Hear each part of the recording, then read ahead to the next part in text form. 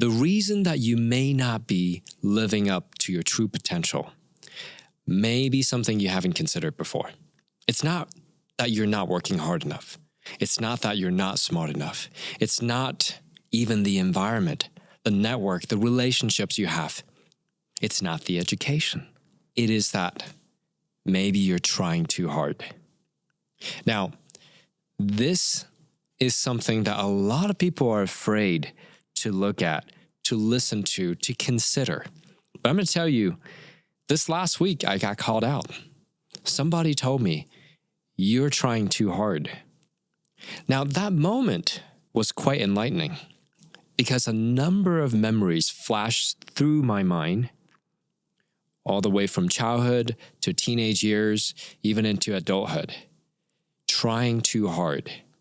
And instead of feeling offended, I felt two emotions. Curious, and I felt sorry for myself. Now, it's not a pity type of sorry, but I was like, man, I'm sorry to myself that I didn't catch this sooner. When I was a kid, my parents used to fight a lot.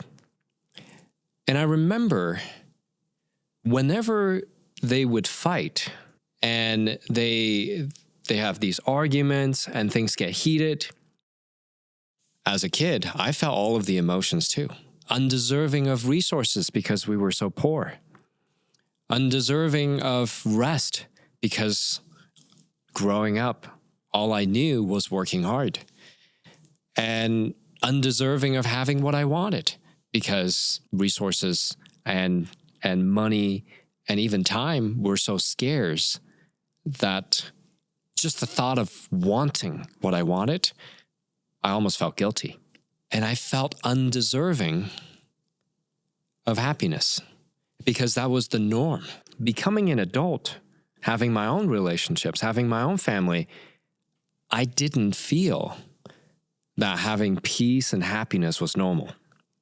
So if I were to explain what I mean by not feeling deserving of happiness, if you're not familiar with it, how could you even know what it feels like to be deserving, to feel deserving of it? Second part, I remember when I was a teenager, the fighting didn't stop, but I just found ways to escape it. My escape was video games. My escape was maybe hanging out with friends. My escape was even reading books or anything that I could do to be away from my family. And it got so bad that at age 16, I was like, I'm going to leave the country. Now, you may say, so what? Like, how does that have anything to do with trying too hard or not trying too hard or feeling deserving? Well, trying too hard in its essence, it's really just a symptom of you not feeling that you deserve what you want. Now, I don't know if you've ever felt this way. You probably have. And a lot of that leads to the modern day trying too hard culture. The hustle culture, the work hard, the grind hard culture, the do everything you can, maximize your effort, time, and go till you couldn't anymore, right? And then you stop, and then you rest. This is the culture of hustle. And so if you look at a lot of the population, people that make a lot of money, as especially the first timers, the new money, the new wealth, many of us try too hard, try way too hard. And let me give it to you straight. There was a time that I loved buying cars. There are a few reasons. One, it's good attention for the business. Second, it's very exhilarating. It's fun to drive those cars. It almost transports you to a different world. That also was the answer, a temporary answer to my own insecurity. Those of you who are listening and watching, I want you to think about it for a moment. How many of you, and again, there's no judgment. I've been there.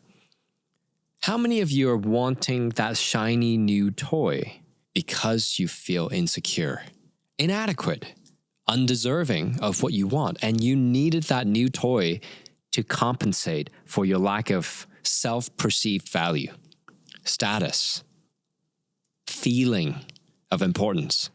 How many of you are buying that new supercar or buying that house or buying that bag or buying that whatever, posting that picture on the private jet, posting that picture somewhere else, doing these different things because you're actually trying too hard to be someone that you actually don't even want to be. But unless you do that, you don't feel the value, the importance, the status. You don't feel that your image is where it needs to be because you feel insecure. That's the essence of trying too hard. Now, I've been there, buying those cars, having some fancy toys, and then when I get bored, I buy something else. Sure, it makes you feel good. It may even help you with your business for a period of time. But at the end of the day, there is oftentimes insecurity in one way or another. Now, there are plenty of people that are big fans of these wonderful cars and machines out there or different things, whatever, right? You can appreciate good things. What I am saying is, what's the intention? What's the actual unconscious or subconscious reason behind you acquiring those things? And if you're actually honest with yourself, you will know, are you trying too hard? Now, I'm going to say this. If you're trying too hard, this actually could be the number one limiter of you living up to your truest potential. Because if you're trying too hard, you're not being yourself. And if you're not being yourself, what happens? You're going to draw in the people you don't even want to be around. You're going to work with clients, customers, team members, investors. You're going to draw in different people into your world that you don't even resonate with because you've been pretending to be someone else. Now, perhaps it's not 100%. Perhaps it's just 50-50. 50% of the time you are this person, 50% of the time you're someone else. But if you ever feel incongruent, if you ever feel like you're trying too hard, maybe you didn't put those words into place and say, that's what I'm feeling. Maybe it was just a gut feeling or a feeling somewhere inside that you're like, I'm not good enough. I need to do more. I need to be a little bit more. I need to earn this. When you don't actually feel that you belong, you'll find a way to oust yourself. You'll find a way to, well, people call it self-sabotage, but it's really that you're trying too hard. So in this episode, I really want to encourage you, just like I have been given that feedback, to really think about what you want. See, in Upgrade, we teach that you need to design what you want. When I ask you to design your life, you actually design what you want, not what you think you should want. And even I myself have lived a part of my life designing what I think I should want. That's a problem because then you're not authentic and you're not able to feel that total and complete serenity, that joy, that happiness. Now, am I promising that you're going to feel complete serenity and peace and joy because you start to follow your heart? There's only one way to find out. And here's an important thing to pay attention to. You need to consider why you want it. That's step 2. Are you wanting it because you feel insecure? Nothing wrong with feeling insecure. That's why we have you design what you want.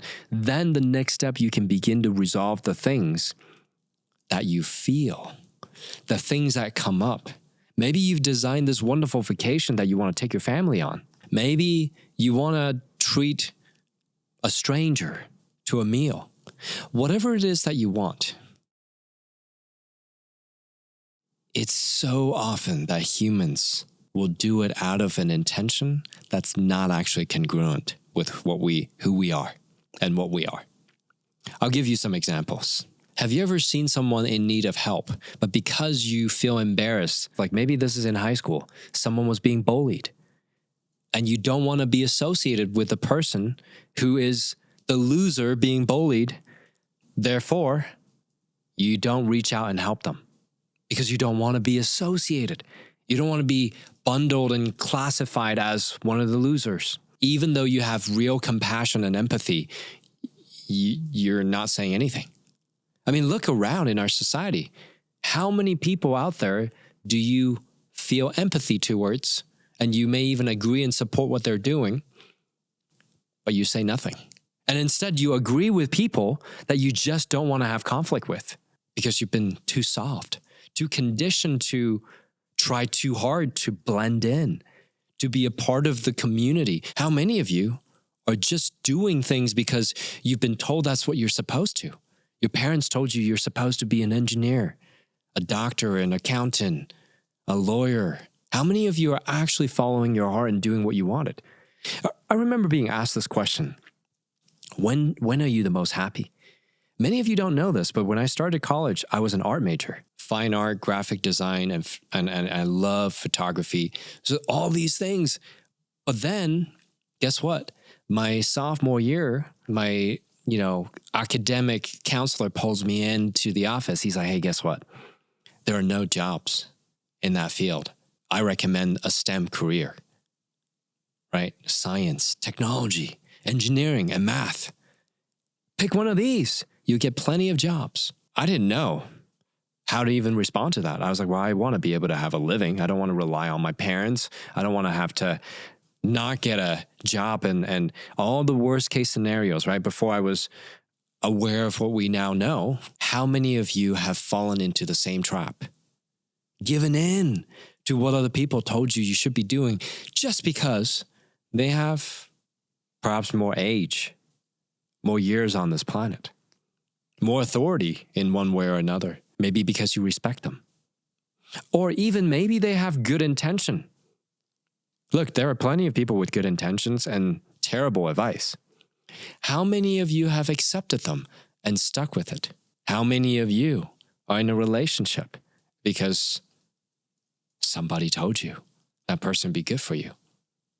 And then your parents won't let you make changes. Your friends, you're afraid they'll judge you. It'll look bad on social media. Look, there are all kinds of things that we do in life because we're people-pleasing. We're afraid that we'll stand out too much. One of the most interesting things I've observed as I travel the world and whether it's doing business or for fun or whatever, I witnessed something very interesting. Across the globe, cultures that are the most conformative, they seem to be suppressing a lot of stuff. In fact, they seem to be the most suppressed people. If you look at the numbers of depression and anxiety that exists in those societies, I don't think you'll be surprised. When you're not living the life you want to live and you're living the life that someone else designed for you who's no smarter than you, you've got a problem. And that problem is precisely you not being able to live up to your potential. Because you're not even living in a way that you want to live. How could you possibly reach your potential, right? Not to mention if you're people-pleasing, trying too hard, this is the time to be curious. This is the time for you to really take a deep look into your life and ask yourself, am I at the job or working in a business that I don't even want to do? Now, please pay attention. I'm not saying that there aren't hard things to do. Why are we calling it hard? Because we don't have the actual resources to solve them, perceived resources. And when you don't have the actual perceived resources to solve them, it's because you're not in a state that's conducive to solving this problem. Because there are no unresourceful people, only unresourceful states. And how do you end up in that unresourceful state? Well, by betraying yourself. Simple as that. If you're trying too hard, people-pleasing, not willing to speak the truth here is simple. Many of you are living a lie. And because of that, you will never reach your potential. So this is a wake-up call. I think you're going to feel more alive, regardless of your circumstances, regardless of the amount of stress or stressful things you're dealing with right now, regardless of how terrible you may label your reality to be, regardless of what's going on, you are going to find relief and you're going to find more peace. You're going to find more resolution and you're going to find opportunities that actually match who you are. It actually aligns with you so well that you're like, wow, this is my life's purpose. This feels good. This feels genuine and authentic. I used to feel like if I don't pull up in a Porsche GT3 RS or in a Ferrari, that I'm not going to have that perceived value. That advertising of value is blended with the advertising of insecurity. What I experienced. You may be feeling the same. So my call to you in this episode, wake up. Look at what you actually want, not what other people want. Look at what actually brings you happiness, what brings you peace. Look at what actually you would want to do if money and resources are not an issue.